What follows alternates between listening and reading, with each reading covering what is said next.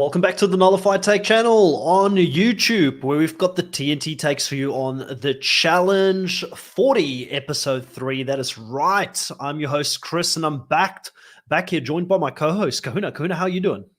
I'm doing good, man. Doing really good, actually. I'm glad to be back again, enjoying the season, enjoying what we've been getting so far. Like I said last week, the 3 episodes in and now 4 episodes in, the novelty factor of seeing all the big names in one place battling each other has not worn off.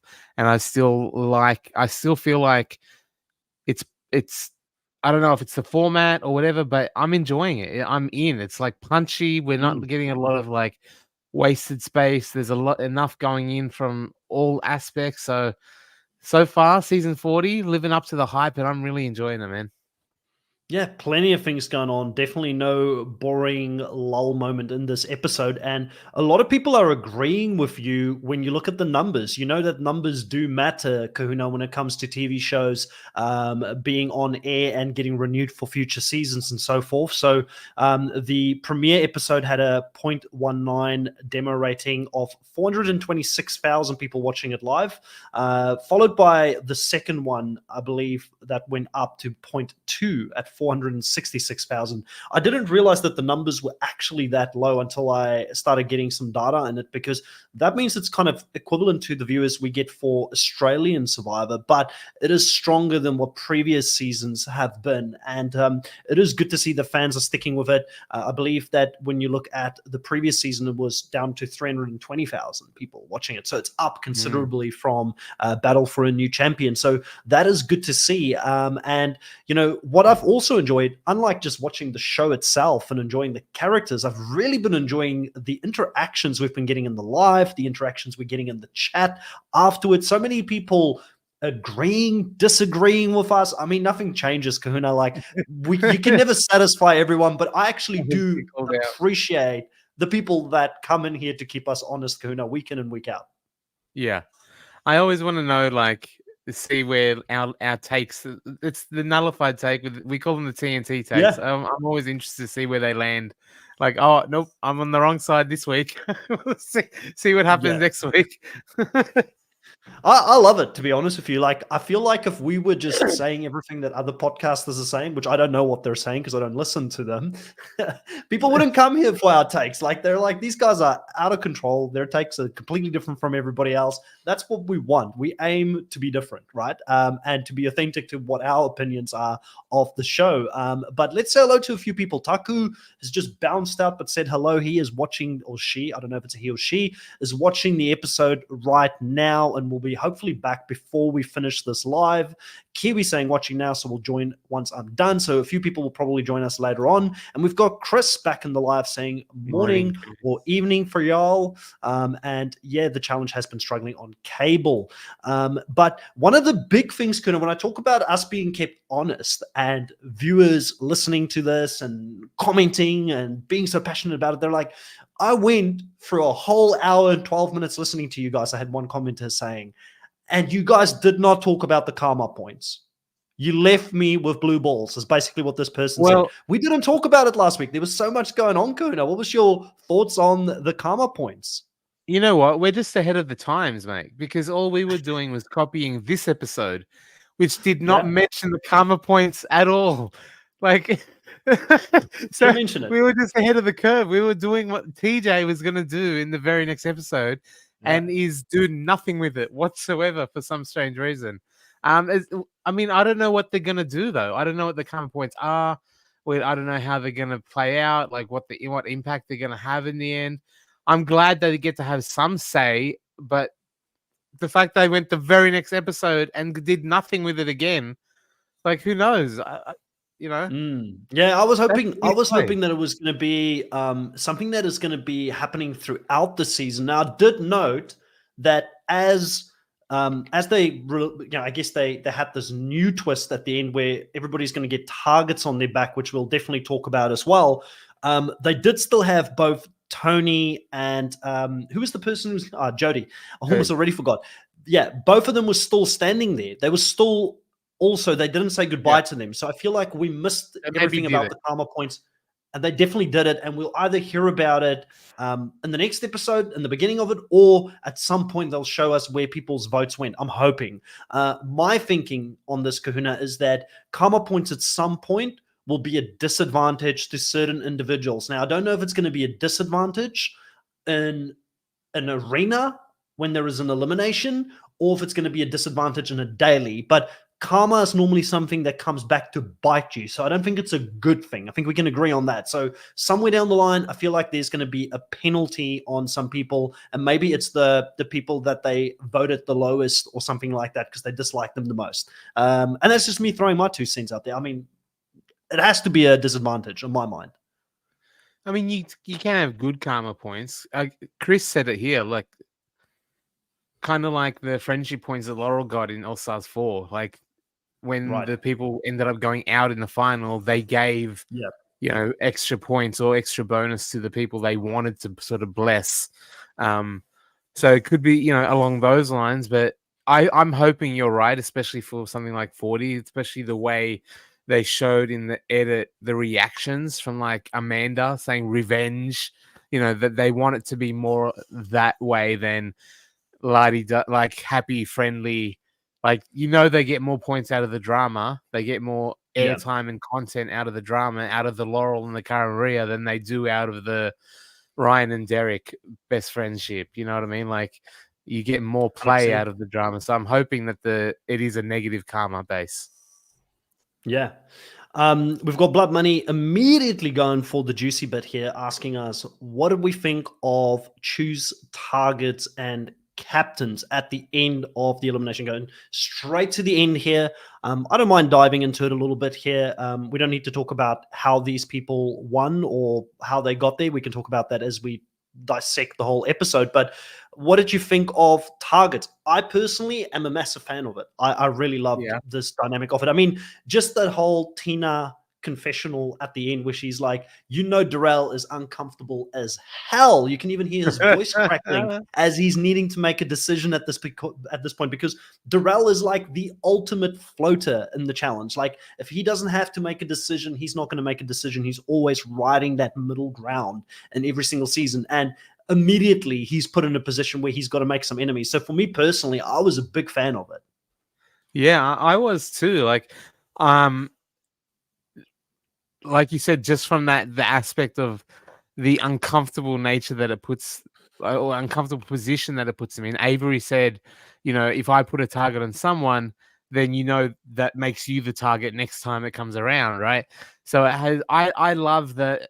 I said when I was watching it live, I was like, man, the added complication of like, even when you win, like there's a catch, you know what I mean? Like to use the old Spider-Man quote, with great power comes responsibility. And this is the ultimate thing. Like you can't even like, I think Avery said, someone said it at one point. I think it was in here. They're like, not even a second to breathe, TJ. Like we don't even get a chance. Like, and that's exactly right. Like they just survived elimination, and then now you then have this most stressful thing to choose as well. On top of, you can't even relish in the victory for a second. You got to actually now think strategy, politics, implications, consequences. It's pretty big to put that on them straight away.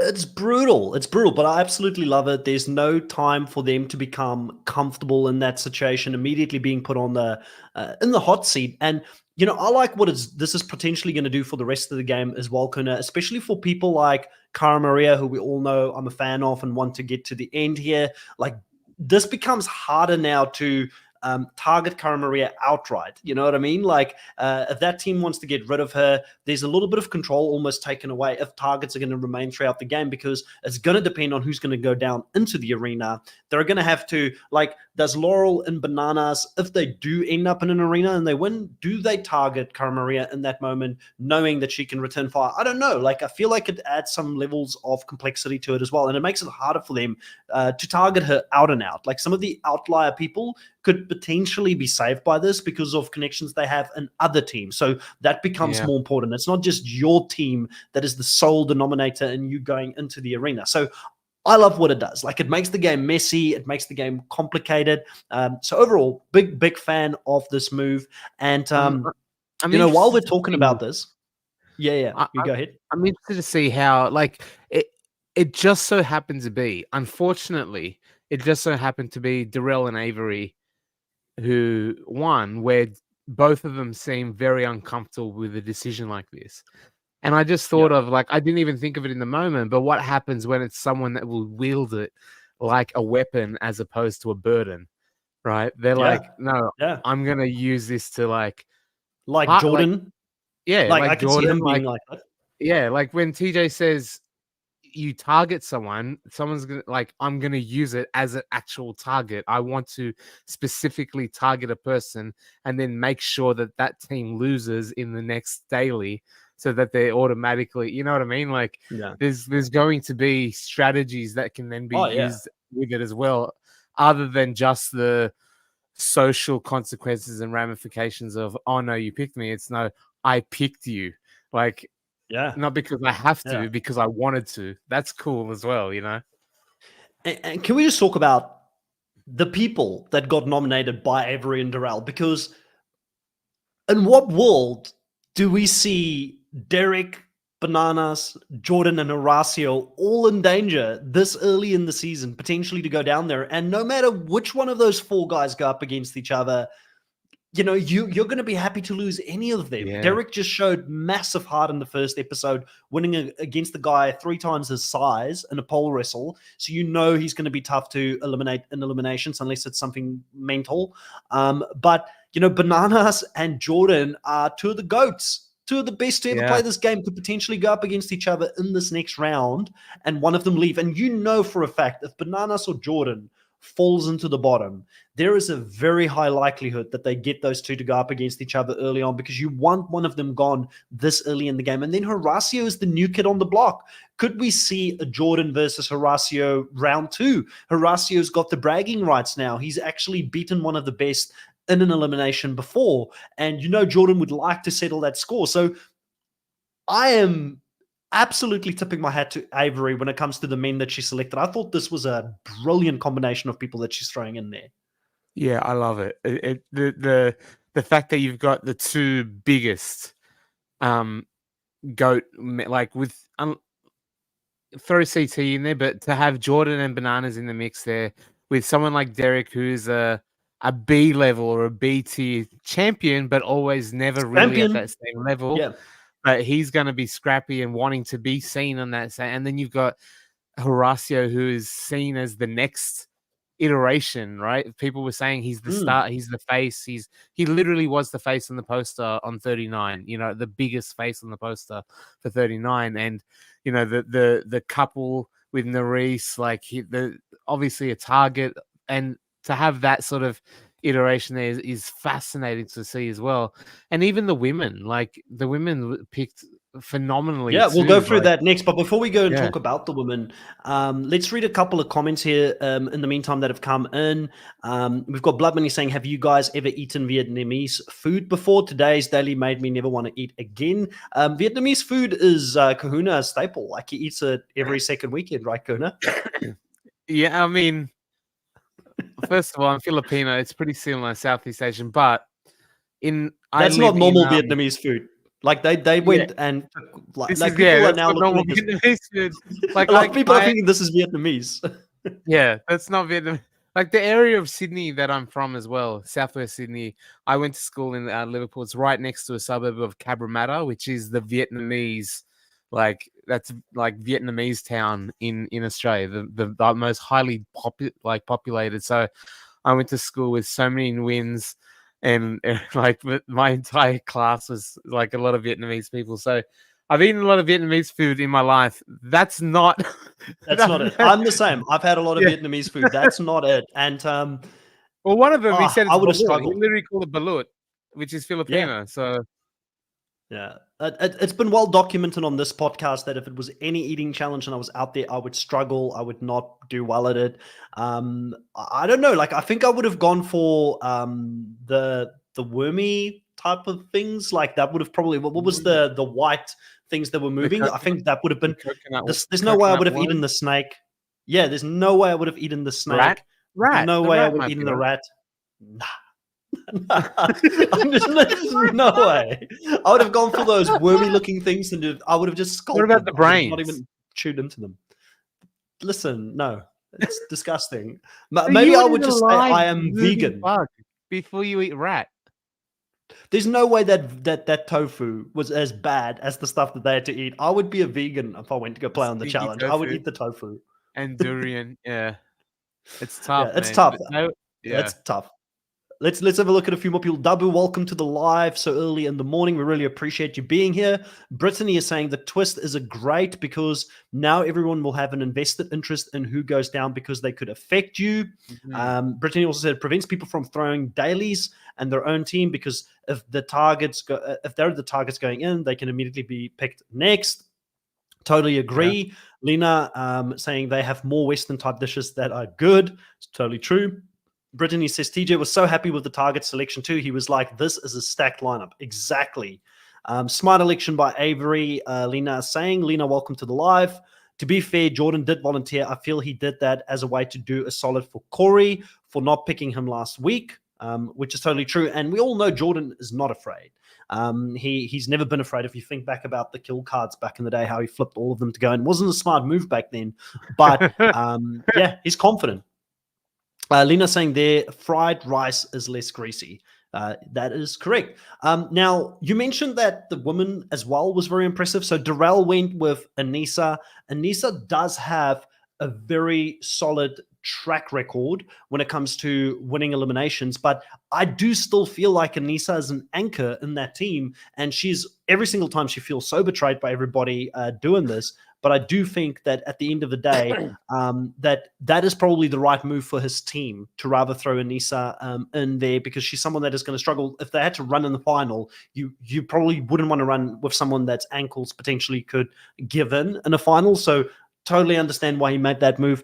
I was very pleasantly surprised by the fact that he went after Laurel. And I do think that is maybe a shout out to Cara Maria, who he's closer to, who he's worked with before, saying, I've got your back. I'll go against the person that threw you in. So I think he kind of showed his allegiances a little bit in doing that. And then he went with Naya. Not too sure the reason there, and Jenny. Jenny, he didn't have much of a connection with, but between those ladies there, you'd say Laurel would be, and Jenny, Laurel and Jenny would be the matchup we'd all like to see, right? That would be an absolute powerhouse elimination if they had to go up against each other. But overall, not a bad selection from Darrell as well. Like there's some solid heavy hitters in that group. 2 champions.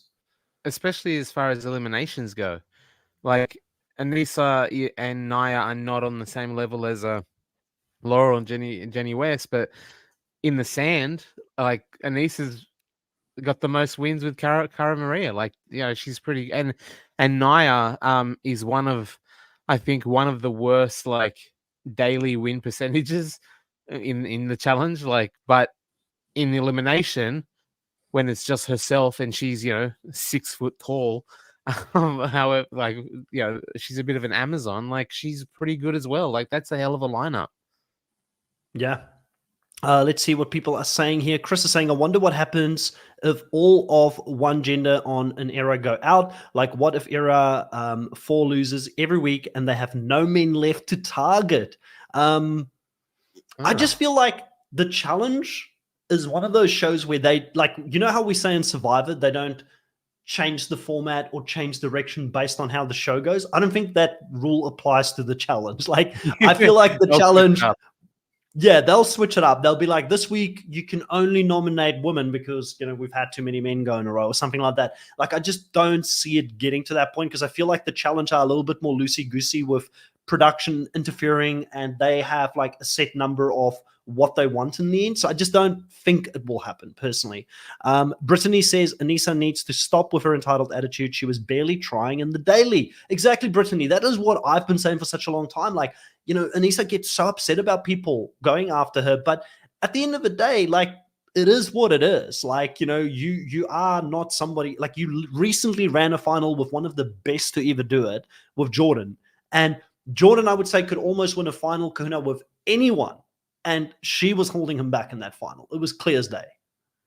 I mean, he ran her into the ankle thing. Like, Like, Did he? I wonder if she could actually just hang in enough with someone like Jordan if she didn't have the ankle.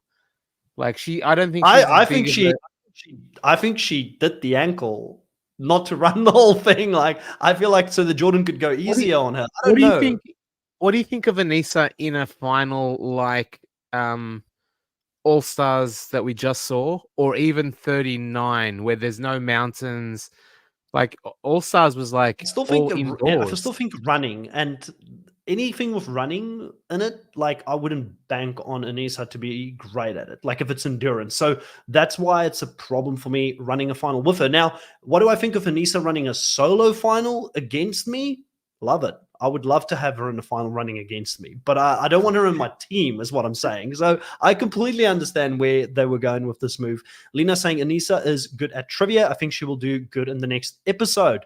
Yep, clearly she's good at trivia, brainy things potentially is where a strength is. She's also good at strength, right? Like anything that's Yeah. going to require strength, she's amazing. She's got her strengths, but endurance is not it.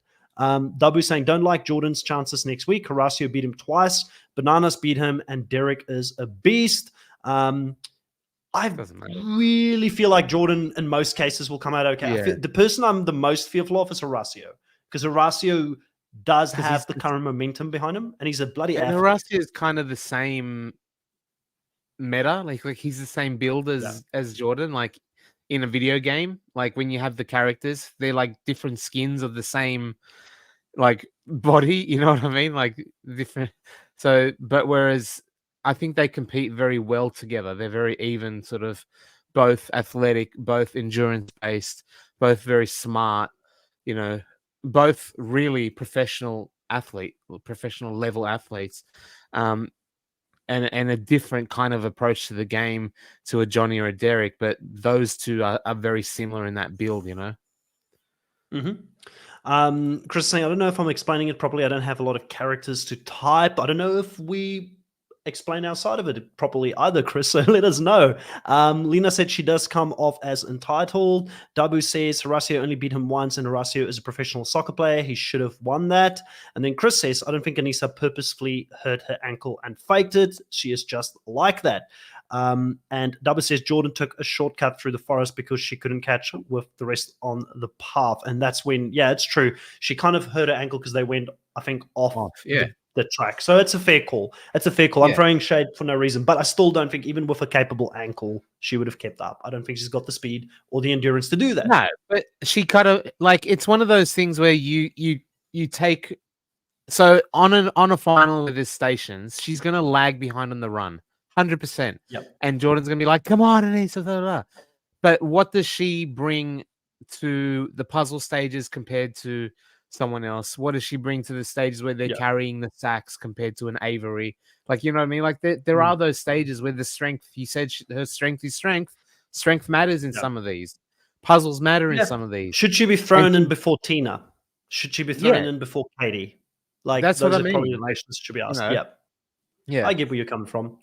Now, this episode, a lot of this episode revolved around the drama between Tony and Avery. And I felt like the show tried to make this a thing where they said Tony was looking down on her for being a woman and wanting to make a strong decision. And it was taking that angle quite a bit when the only thing Tony was thinking, and I feel throughout this, like I understand it didn't work for him and it looked really bad and he absolutely flopped it in the elimination. That is not how I read it. Like I read it, Tony came in from no man's land to play this game. Avery did have friends in the game and she protected her friend, which is her prerogative to do that. And he was like, I need to make friends. I need to get people behind me. So if I can show some loyalty, maybe come back in this situation if I did go in there. You know, I've got now suddenly Casey, who's grateful. I've got Kylan potentially there. And a lot of these new kids, when I look at that, you know, when we look at statistics, Derek isn't someone that you would say is in general have been a strong competitor and that makes it deep every single season. He did well in All-Stars, but that's really it, right? So he was looking at numbers at this stage. So I can kind of understand his motivation, but I don't think any of it had to do with the fact that he didn't want Avery to have her own opinion. I didn't think he was disrespectful to her at any stage, but the vibe was very strange in what they were saying. They were like, oh, you know, Tony's not wanting to and let her make a decision because she's a woman. That's kind of what I got from the episode, which I just didn't see it. Yeah, well, people flat out said that, right? Ryan was getting in Yeah, Avery's ear saying it's that. I don't know. I can't imagine. Like, I don't know why he did it in the first place at all. I don't know what motivation he had that was strong enough to get him to go down in the sand. But I certainly don't think number one on the list would have been, I'm going to put this little lady in a place. Like, you know what I mean? Like, yeah. I do think, So like, strange. if that was even part of the calculations, which I don't think it was, based on anything I saw, it would have been pretty low down on the list. I think he was doing the calculations that Casey and Kylan are formidable and scary. And if they go down up against a Darrell and Jody, Tony's doing the maths and thinking they're coming back. Like, if I send them Mm, down, I think they beat Darrell and Jody. And I think that's a pretty fair assumption, to be honest with you, in for both of them.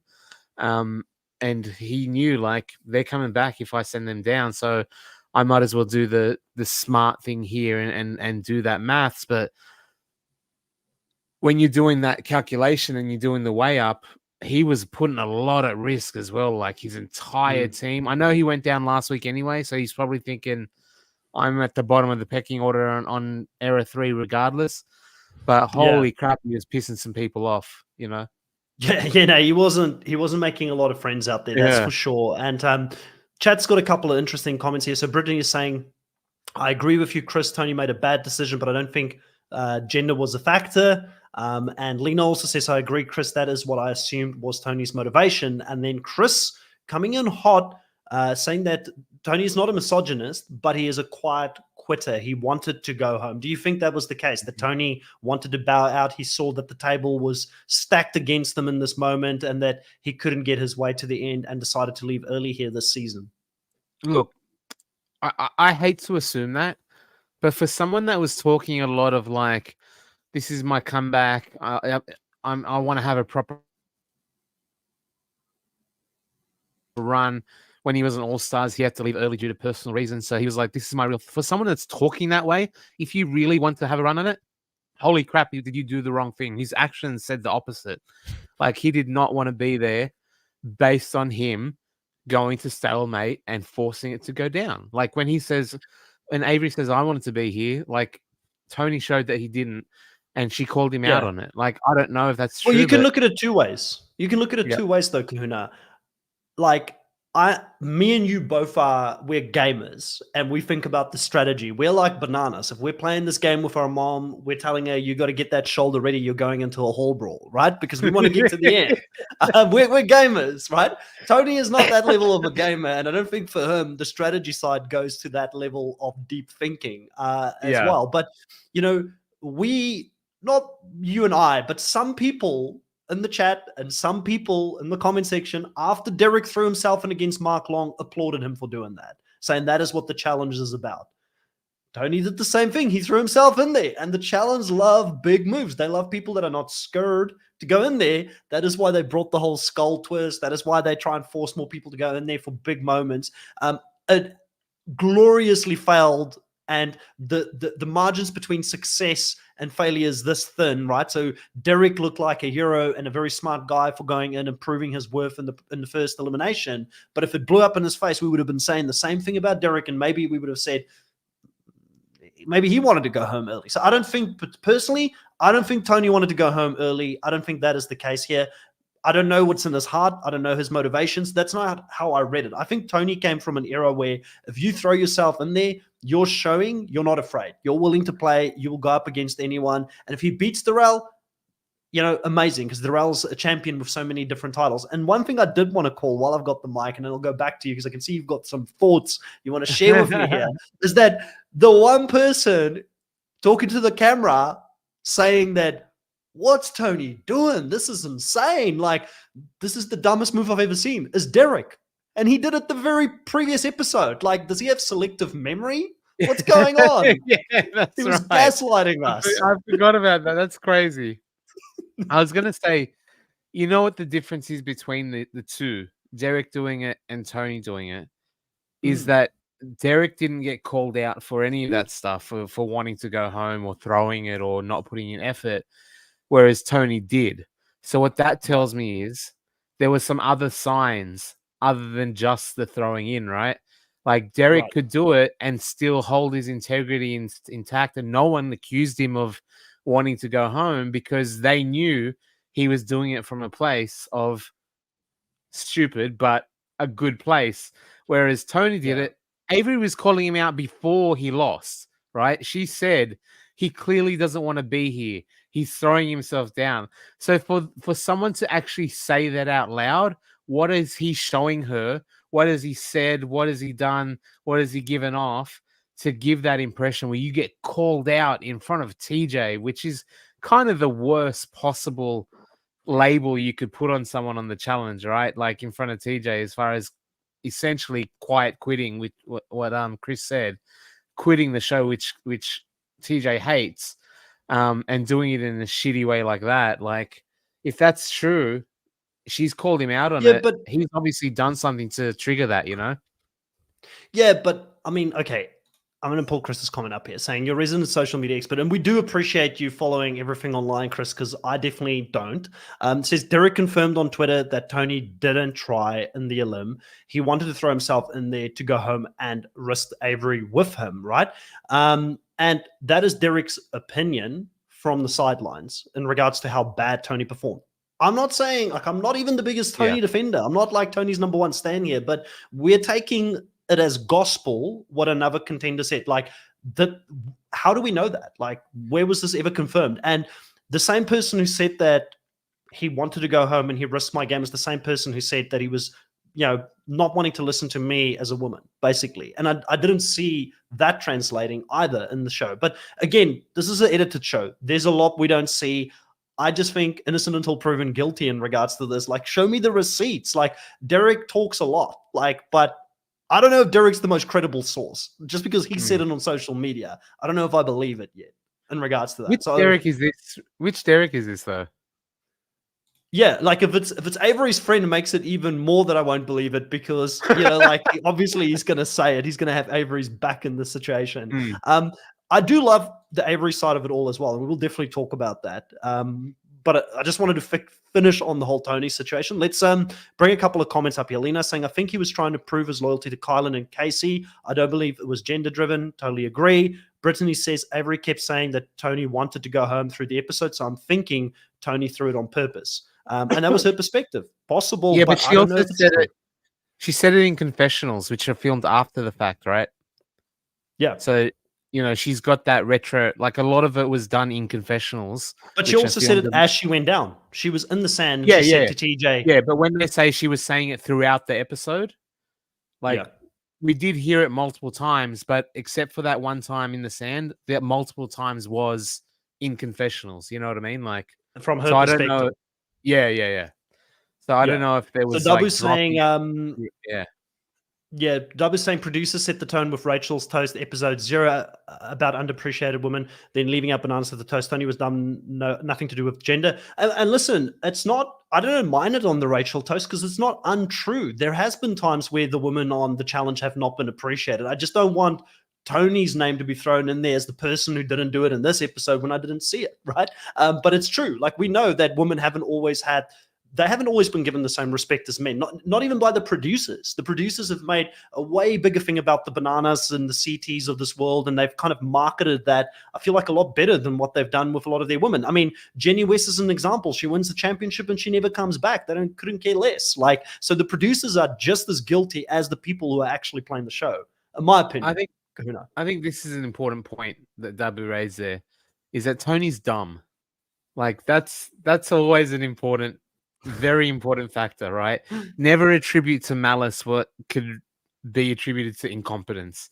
He's not being sexist. He's not being, he's just stupid and makes dumb decisions that go against his own best interest in the game. Yeah, I totally agree. And Chris, listen, I know you're not happy with me, but because it's Derek C, I definitely don't believe it now. I definitely don't believe it because he's 100% going to have Avery's back. Avery threw herself in there for him. That's kind of why it makes it worse, right?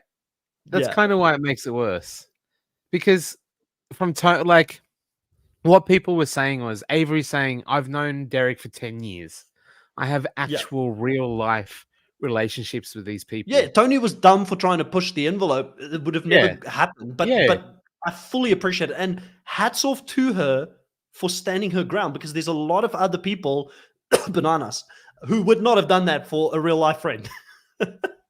Well, Derek thought, C didn't do it for her. Derek C didn't go, listen, your game's at that's risk right. here, just as mine. Since we've been friends our whole life, I don't want you to throw yourself in the sand for me. Derek C was comfortable with her stepping in front of the bus. Thank you.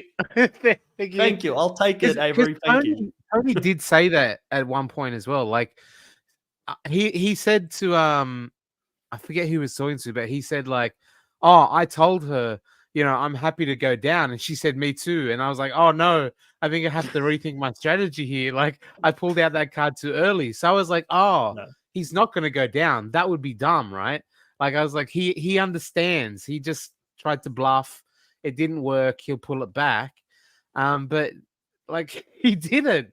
Like he was aware of how bad it was, that, you know, it was just a bluff, and she called him on it. He didn't retract. He didn't go back. He didn't, like, you know. Yeah, but again, we're missing the, like, there's a combination of a few things here, right? But Brittany calls this out brilliantly, and I know you're going to love it. You've been a long-standing fan of Casey's, right? And that Filipina loyalty bond stands strong there. And again, we see Casey playing on her own. She doesn't have Nani there, which is exciting for us as the fans, also for Emily. She's a bit excited about that as well in the house, you know. But we get to see Casey actually politic and have to fight for a position. When she's in trouble, she becomes alive a little bit. And we have to give her some props for her social game, because she got this guy who she's never played with to actually throw himself in the ring to try and become friends with her, which is an impressive game move. And it shows that her politicking is strong, and her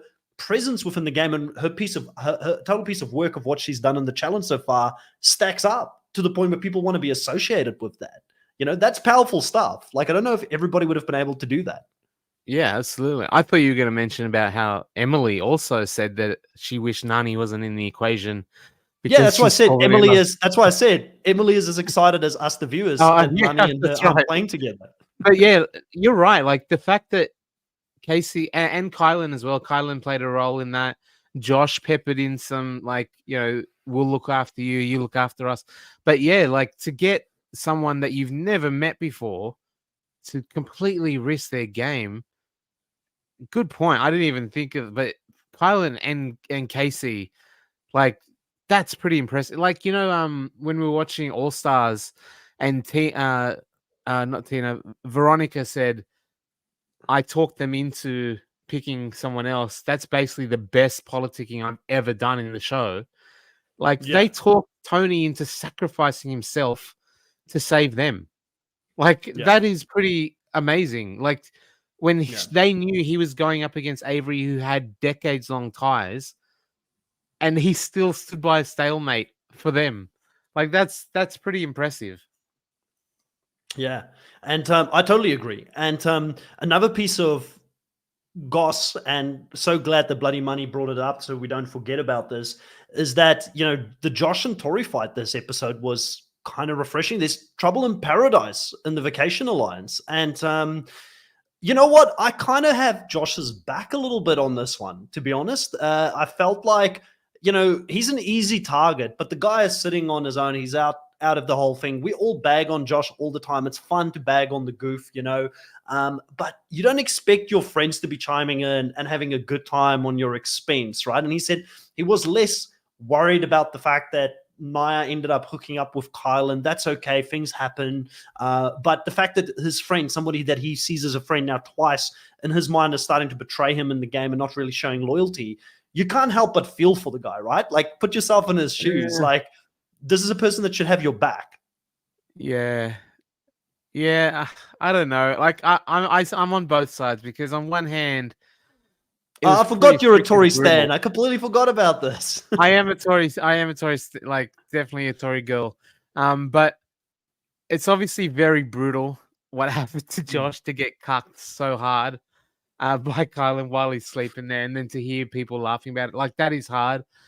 But, you know, she's just having it wasn't that big a deal. Like, she's just having a little bit of a laugh, and it's if you're mates, you should be able to give your mates shit. You know what I mean? Like, but to their yeah. face But directly, not behind their backs. Josh is a sensitive boy, and she should have taken that to account. I do feel bad for him because, Yeah. however, I do want to say I'm not a big social media person, but I think Chris could back me up on this. I'm pretty sure he wins in the long run, though, doesn't he? Who's this? Josh? Josh. I Oh, think did he?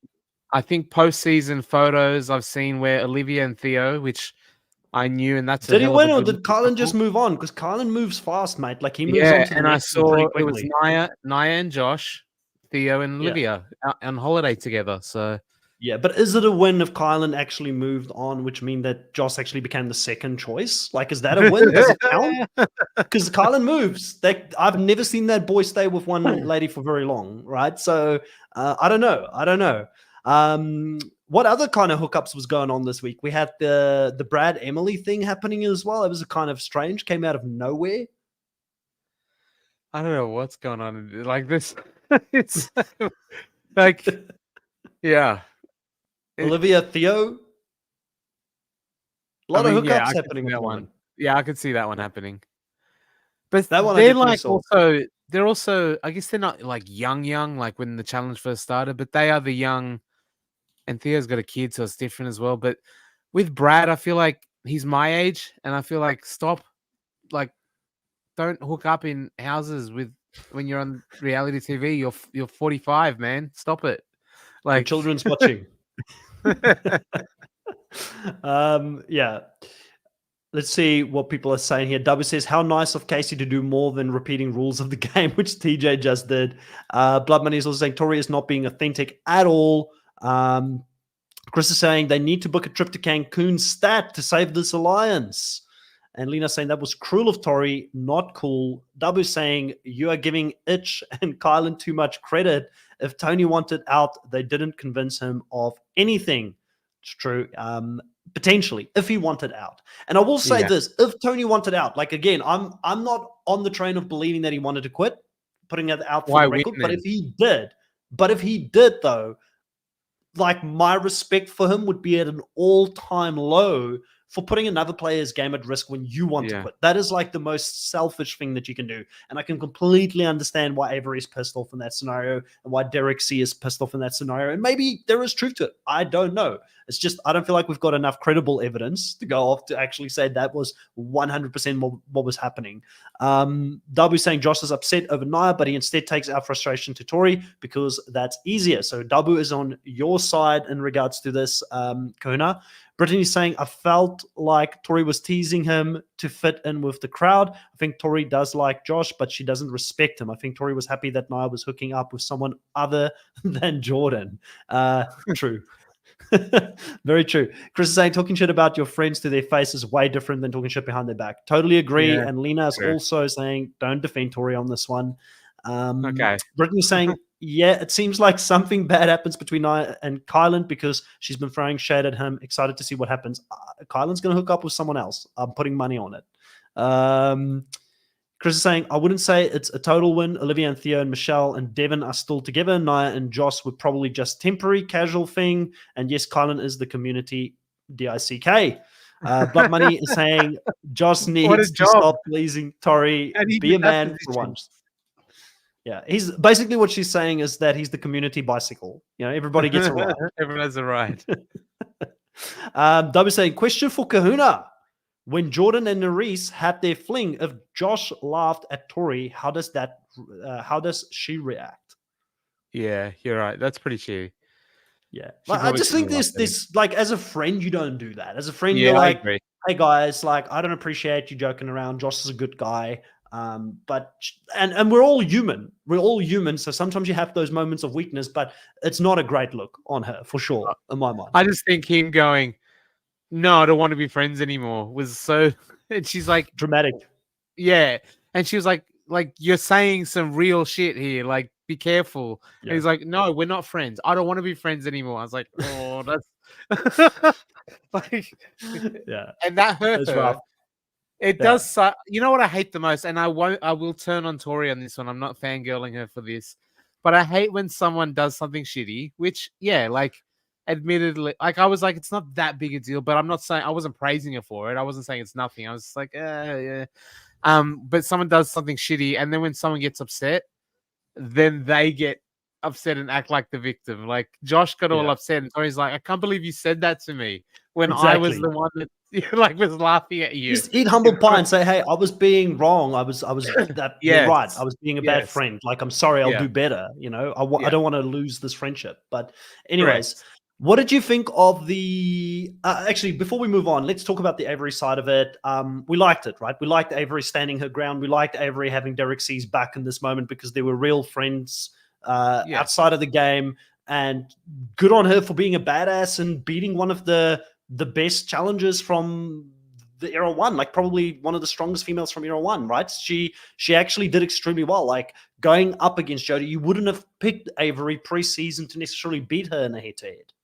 no, and I feel bad for Jodie that she gets sort of relegated to Avery's hero story. You know what I mean? Like she didn't Mm, really get much shine herself. I was worried no, about her from the start because of the very, very little confessional she got in, and she got very little airtime at all in the episode 0.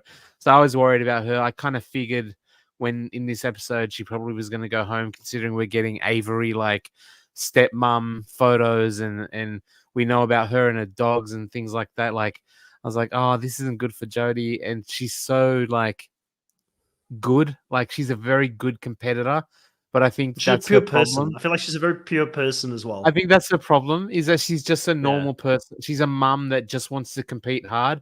And unfortunately, that's kind of boring for a show like The Challenge. But I like her.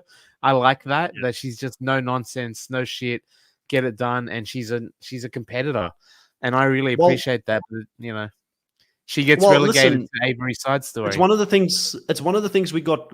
Probably I got called out for. I shouldn't say we because I've been hard on Horacio in a few previous podcasts, but I got called out for it a little bit. Where people are saying like, "Don't we want the good guy as well? Don't we want there to be a good guy?" And it's true. You need good guys so You that can there can be be bad guys. You can be both. It's They don't have to be mutually exclusive. There are people Yeah, that yeah, can be both a very good character as well as very good competitors as well. yeah. You don't have to have one without the other. Like Darrell has been for many years. He's been the good guy, but he's Yeah. entertaining to Jordan watch is the and hear. ultimate combination of both. Yeah, I see Jordan as like an anti-hero. I see him kind of like he's Deadpool in this situation. Like he doesn't Yeah, fit but I the mean, he's hero or not villain boring at mold. all. I mean, he's No, he's not. brilliant No, on camera, and he's brilliant competitively. He's yeah. Yeah, he's not a hero, but he's certainly not boring in the slightest, and never has been. It's all right. It's all right, Chris. I've got this under control. Don't worry about it. Nothing to see here. Move along. Chris is saying, "Hey, watch it. Do not disrespect Daisy like that." Daisy. What are we talking about here? Like, am I missing something? Yeah, You I don't don't know know. either? You're gonna have to explain that one to us. It's going over our heads. Brittany's saying it was so nice to see Jordan running to Hark Avery after she won. Alina saying I like good guys that give good confessionals. W says, "Am I the only one that thinks Horacio going home soon? His edit is very weird, very sad, and feeling sorry for himself. Doesn't look locked in." Yeah, Totally agree. It was kind of a weird. yeah. It was a weird angle with Michelle and him as well. Where Michelle's like, "Hey, try and be good. You're still in this game. We need you as a strong competitor." It was just really weird. Chris is saying Daisy is Avery's dog. That Kahuna was being shady to. Yeah, let him know. No Wasn't being animal shady. I was just shade saying here. I knew because we got dog stories, we got all that. Like Avery probably wasn't going anywhere, you know. Yeah. Brittany is saying that Tony's move low-key affected Jodie too, because I don't think a lot of people would have helped Casey in that elimination since most eras wanted Team 4 to go in. I actually Yeah, think Team 3 and Team 4 are kind of working together. This is what we kind of saw remnants of that. So they potentially could have still been people from that team that would have helped. But Josh doing what he's doing with Tori is not good for both those eras right now. They don't need that rift. They need to be working no. together in this game. Well, that's one Um, of the dangers, or one of the things that's funny about the eras setup, right? Is that I said originally when I was thinking of the eras in my head, CT is era 1, but his first season was season 9, right? He was really more of an era 2 kind of guy, like is where he built a lot of his relationships. And a lot of the Era 3 people, like Tori came in on season 29, Devon in season 28, and they're in the Era 3, but their relationships and they've been part of the Era 4 a lot more. You know what I mean? Like, it's weird how there's sliding and a lot, like Anissa and Tori are besties from Era 1 to Era 3. Like, there's a lot of these different shifting relationships, it's good. Yeah, totally agree. Now, we've spoken a lot about, I guess, the end of this episode, but we've kind of skipped over the actual daily. What did you think of this daily challenge and specifically Era 1's performance? Because I've got to be honest with you, they feel like they've been out of the game for 20 years at this stage. Like, they were rusty in this daily challenge. And if this is what we're going to go by when it comes to performance in the dailies, they've got a lot of work to do. I just love anytime you go, Brad's like, I got this. Yeah, and everybody trusts him. Like, why do they still trust Brad? Like, have they Brad, not learned? Sit down, Brad. Be humble. Like, Yeah, but who's to blame for this? Like, but who's to blame for this? Is it like Era 1 who should know better than to trust Brad, or is it Brad's fault? Like, I feel like when you're playing into the delusion, you're a part of the problem. Yeah, Brad. I don't know, man. And then you've got like just CT going off his nut, like screaming at him, like CT's not having fun with this team, man. Like he's like, I'm meant to be the old man in the group. Like I don't want to be the young athletic one in my team, man. Like Brittany said here, the daily was really good. It was nice to see CT be activated because Brad really screwed this team. And I then don't know Doug how was much saying, Brad actually screwed up though, right? Like, was it really Brad's fault at the back? It looked like he couldn't use the rudder. How it worked. Like the rudder when you the rudder, depending on which direction you go, it helps with the angle that it goes into. Yeah, so but it still requires them to be able to coordinate the 100%. Rowing at the same time, right? Yeah, no, they were collectively they were horrible, but I don't think Brad was that great either. At one point, it looked like he was rowing instead of using it as a rudder, and then he used the rudder to row, and there was a screenshot. Jody's one just fell apart. I was like, "What is exactly?" going on? She had like nothing in her hand, like she had just like the front of the paddle in her hand. They couldn't have done worse. At one point, I actually thought that CT and Rachel and them are going to jump into the water and just push it and swim it to the shore. But I don't know how clean and hygienic that water was, and if you really wanted to be in it, to be honest, over there. But really, really bad performance. You said CT is being held back by this team right now. Another person is Rachel. Like, she's like, I've done so much rowing in my personal life, but when you're doing it with a team and they don't know what the hell they're doing, it's actually really hard. Oh, yeah, for sure. Like, one person, I think, can really throw off the rhythm of the entire boat, right? Like, I haven't done it before. You don't get me on boats in the water like that. But I assume it's difficult. Yeah. Lena, thank you for being here. We'll catch you next time on the live, and make sure to leave a comment if you do listen to the rest of this live. We really appreciate you listening in. Dabu saying CD is to blame. He should have been the leader and put people in the right position, as he is the best player. I do think with CT's got one of those things where probably he's now, like he said, he has played for a long time in the game, but he hasn't played with a lot of these players for a very long time. And with some of these players that are from Era 1, he's never played with them. So I feel like he kind of feels like the odd man out as well. And if you make too much of a noise too early on, especially when team captains were selected and they were Jody and Brad, you don't want to be a target either. You don't want to be the annoying one, Kahuna, because there could be some egos involved. Yeah. And CT usually takes the Darrell route of sitting back and not really wanting to take charge, even though his competitive and fiery nature comes out in a challenge where they're sucking. He's happy to sort of be the engine and not necessarily the rudder. Yeah. Brittany here says controlling the rudder is the most important role because they're basically the captain.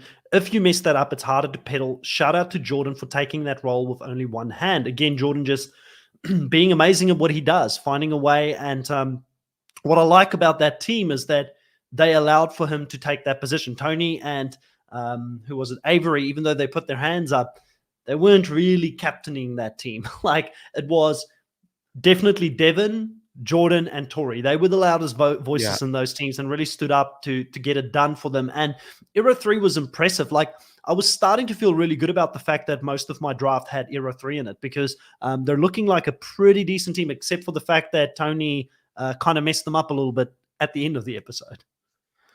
Well, when you said those names in combination of how they work together, like when you've got a Tory, Jordan, and Devon, they're just, like you said, they're leaders. They know how to play the game.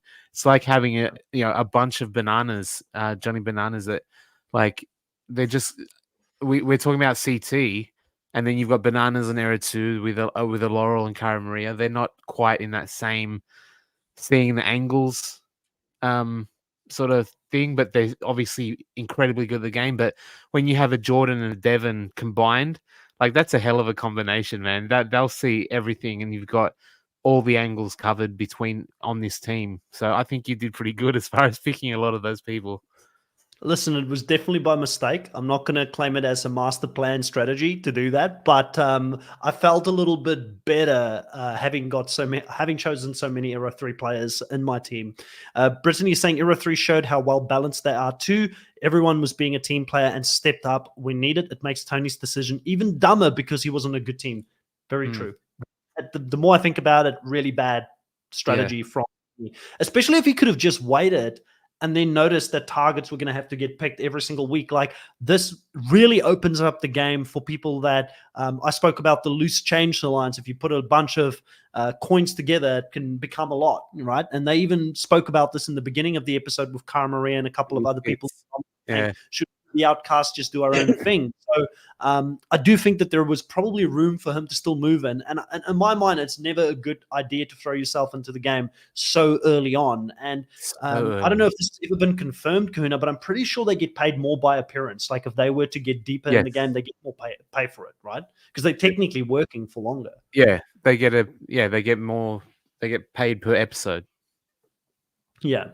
Now, we spoke about the fact that as soon as they got to the shore, they had to do the eating challenge. I don't think we have to go too much into it. I know people love the eating challenge. It's my worst nightmare if I was ever to go out there and play this game, to gobble down that food. How well would you have done on the putting all the different logos together? Like, for Survivor, I think I'll put my hand up and say I could probably smash it out. But I think in the challenge, I would have been in some trouble if I was out there.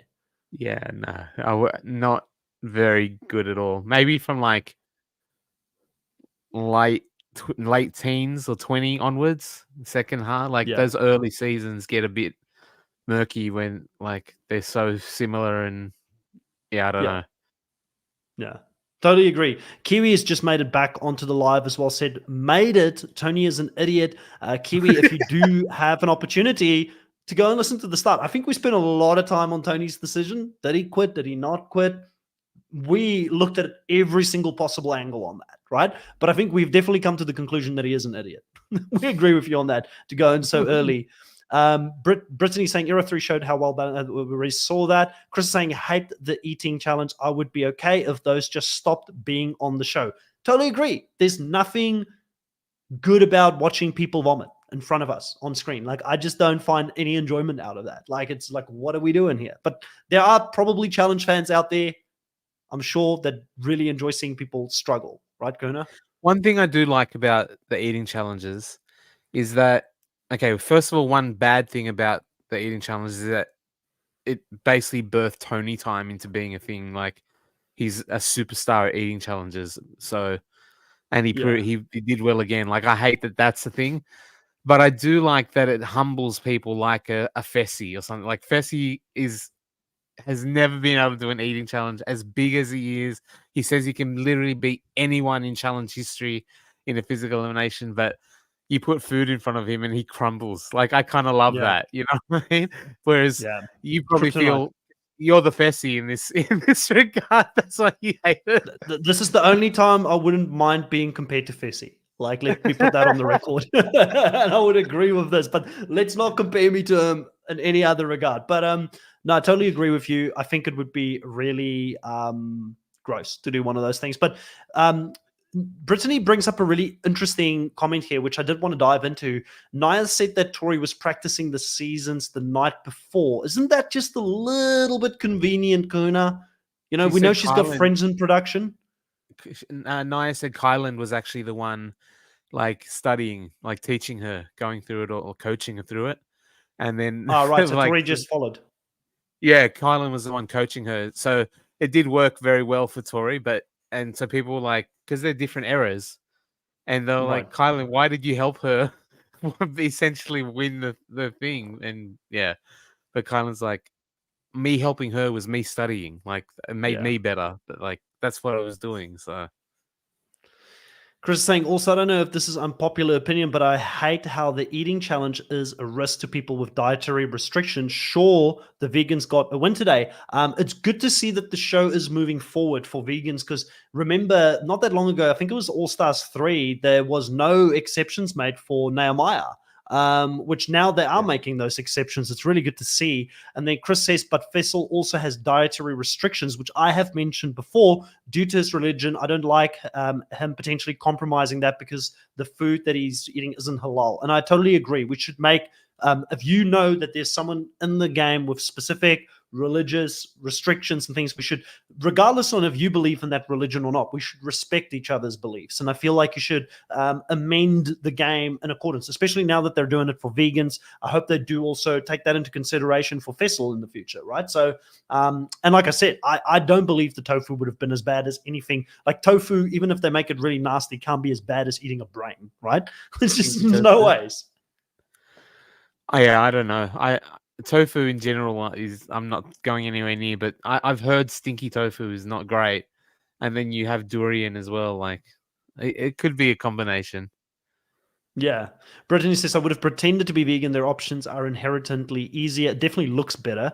Kiwi said, that's not why Faisal didn't eat. He just P-U-S-Y. A little cat.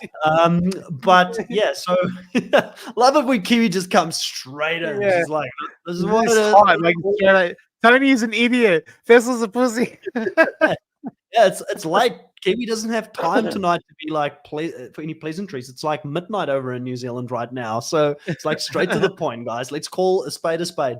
But yeah, so like I said, I kind of like the daily challenge. I thought it was good. I thought it was a really well put together challenge that had a couple of different aspects to it. Almost felt like a survivor challenge because they had to go through different things and then do like some sort of a puzzle at the end, you know.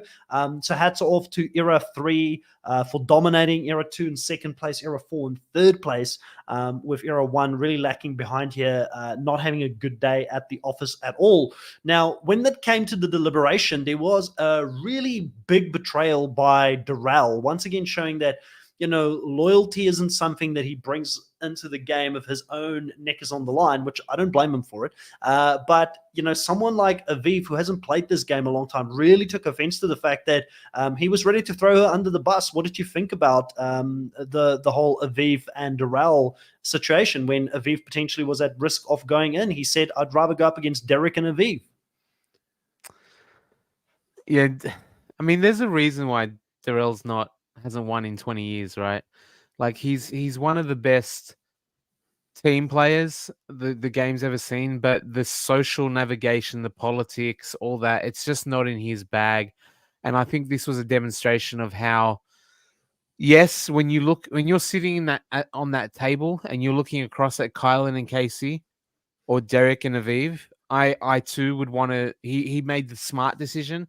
I just think he could have like finessed it better, or you know, like he could have said, "Look, I would love to. I think I have a better chance against Derek. I would rather go against Derek, but I don't want to throw Aviv under the bus, right?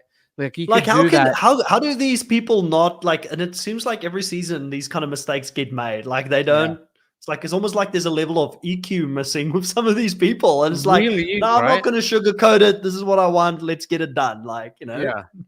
Oh, Yeah, I like know he what you're could have saying. made his Totally wishes agree. known to the people picking without really, like, just flat out calling it, like. And he said Aviv first. I think he was like Aviv and Yes. Derek, like very specifically. So it's a tough call. I get why Aviv is hurt, but when she should know as well. I have this thing. I've never been there. I haven't been on a show, but I just have this thought in my head, like they should understand. Like they get it. Yeah. Yeah. I would not want to go against Casey and Kylan either. I get it. But Yeah. again, the emotional side of it, being betrayed, Like, I don't understand what it's like, so it's tough. Brittany's saying Darrell was so messy this episode. I loved it. And Kiwi says, LOL with a V thing. I was shocked but understood his decision. And Brittany says, and this is something I did want to talk about, it was also so nice to hear Darrell admit that he wants to win so he could solidify himself as one of the greats. I didn't realize he really cared about that, because we spoke about this a while ago, and we have spoken about this on the podcast a lot. He's one of those people that have heard his legacy when it comes to being considered as one of the GOATs. Like, he is a legend of the game, but even he admitted himself that he's not in Jordan, CT, and Bananas' league. But if he could get another win, he could be in the conversation with them, which is probably very true, And it is good to see that he's still chasing that. He's still got the hunger to win another championship. And he got very close in All-Stars. Very, very close. Yeah. I don't know if it's true, though. Like, he says it, but he's never really shown that he's changed his game or approached things all that differently. He's always been very competent when it comes to challenges and eliminations. But you've said so many times that what you appreciate about Josh is that he works on his game and comes back.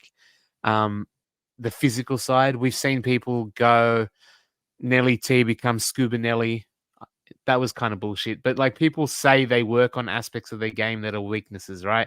They learn puzzles, they do maths.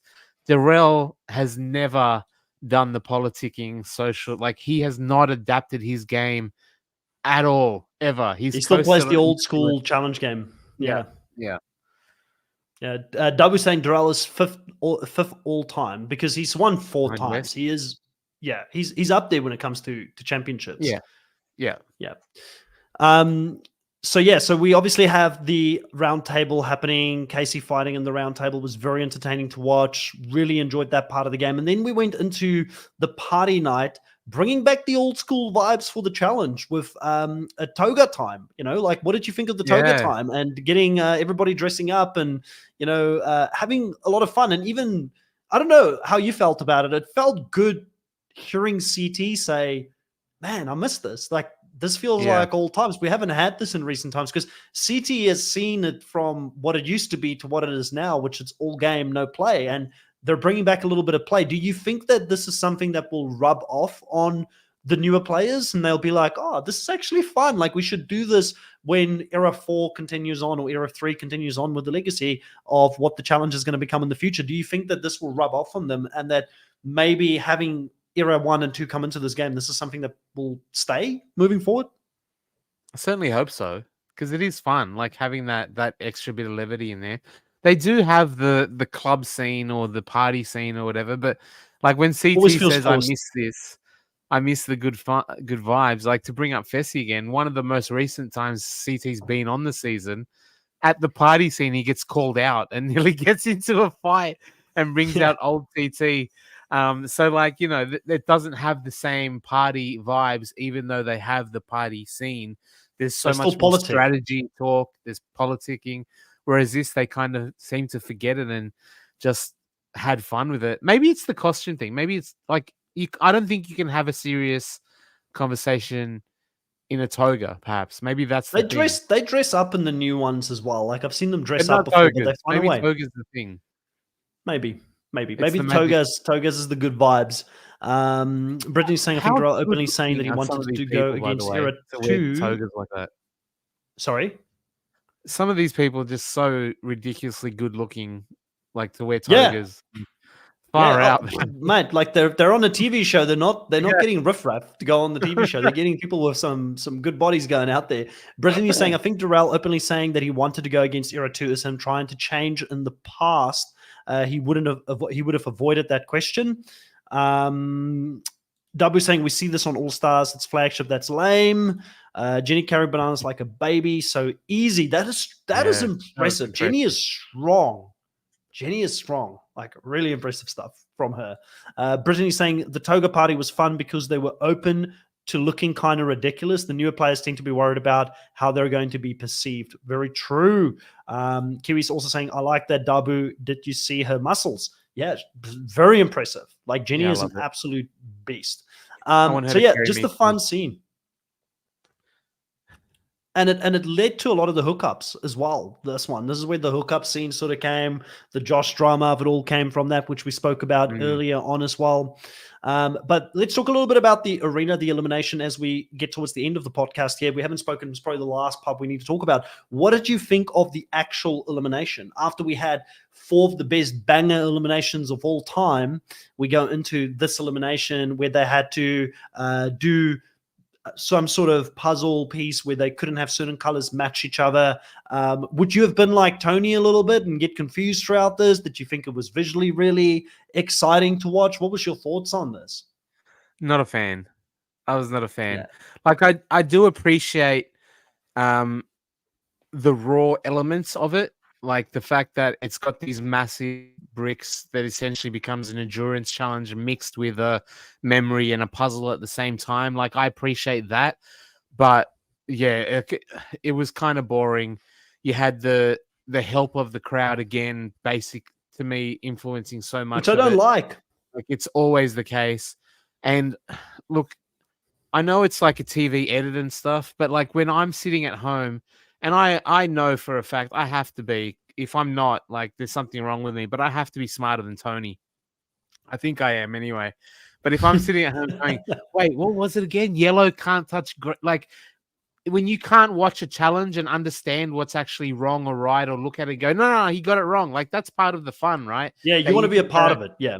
yeah, and you can go, ah, they missed one. They missed one. They got to go back. Mm, They got to back. But I don't even know what's happening. mm. Was it the great? Like, and they changed the There's no blue. How did they not have blue there suddenly? Like there yeah, wasn't like enough blue. Like they changed the puzzle from the men to the women as well, right? So even if you got it for probably. the men, I think it was different for the women. And when it's that hard to get your head around, it's hard. It's hard to get invested in as well. You know what I mean? Mm. You're just kind of seeing these people run back and Do forth you at that think point. that both? Do you think that both competitors, and I just watched it once, so maybe some people in the live will know, did both competitors have a different sequence of colors that they had to build to the end, or was it the same? And if it was the same, would the strategy for Tony have been, let me just follow Darrell piece for piece and then outrun him because his back's hurting, he's not as fast as me, and I will place the last one before him to win it?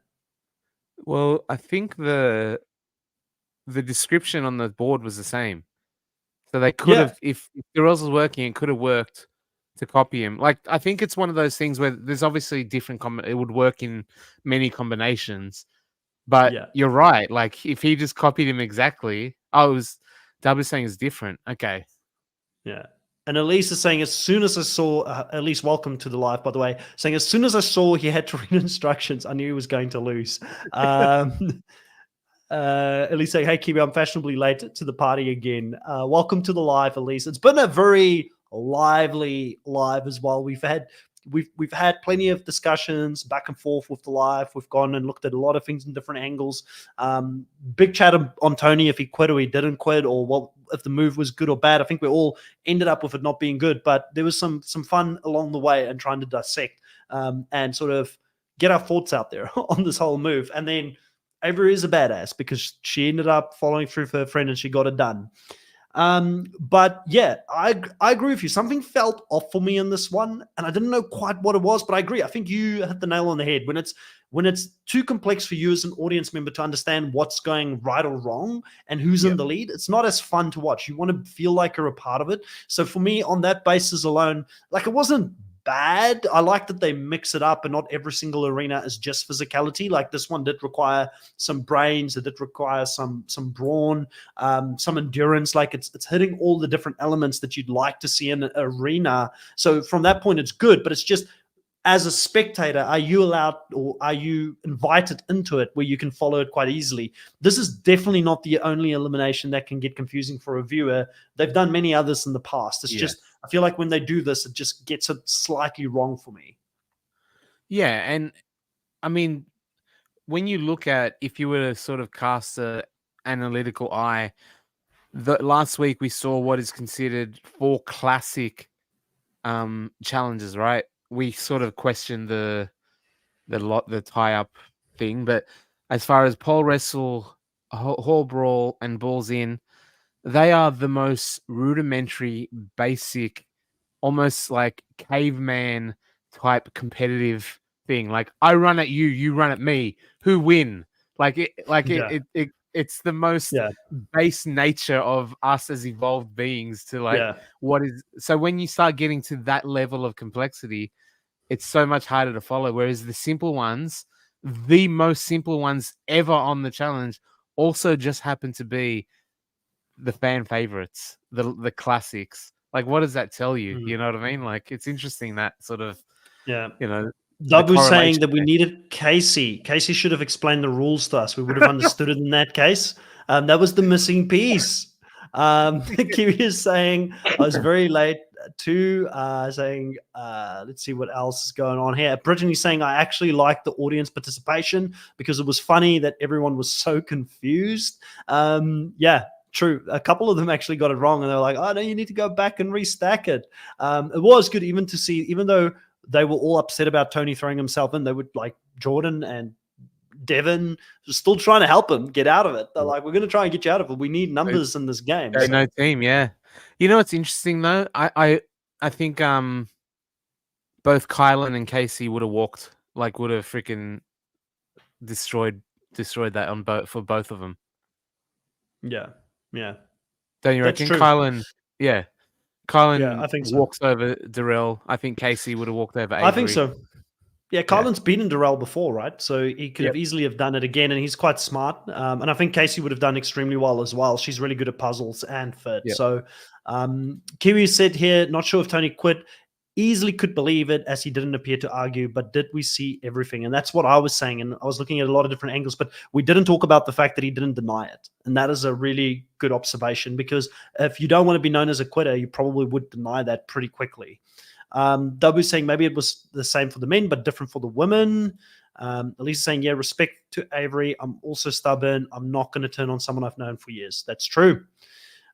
Kiwi saying, yeah, that makes more sense. They can't copy. Kiwi says, not sure what I'd do in Avery's position. I don't think Derek would end his friendship with her over it. Might be upset for a bit. I think Derek should have, if he, like, we spoke about this, it's very one-sided. Derek was more than happy for her to step in front of the bus. He could have gone back and been like, hey, our friendship means more to me. I don't want you to take a bullet for me, you know, in this scenario. And that didn't happen. So Derek didn't really have a choice, though, did he? I could have still told Avery and be like, hey, I don't want you to, I don't, like, you don't have to deadlock this. Yeah, he could have said to her, flip your vote. Yeah, it's okay. Go with Tony. Yeah. Ease her of the guilt. Yeah.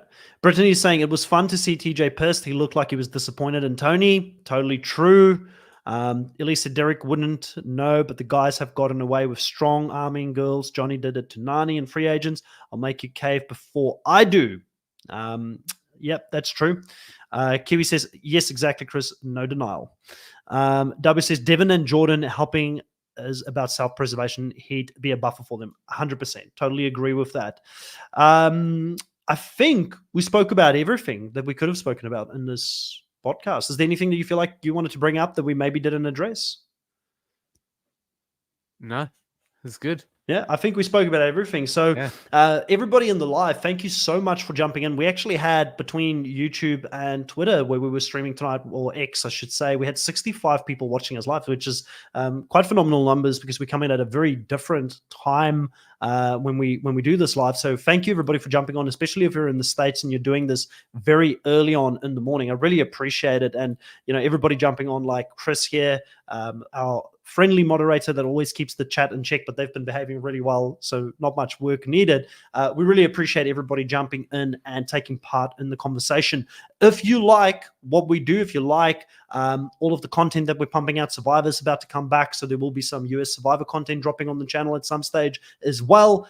Please subscribe to the channel, hit the like on it, and leave comments. What did you agree with? What did you disagree with? Where were we completely off the mark this week? I always love reading those comments throughout the week. But for now, I'm going to say goodbye, and we will see you guys next week. Thanks, everybody.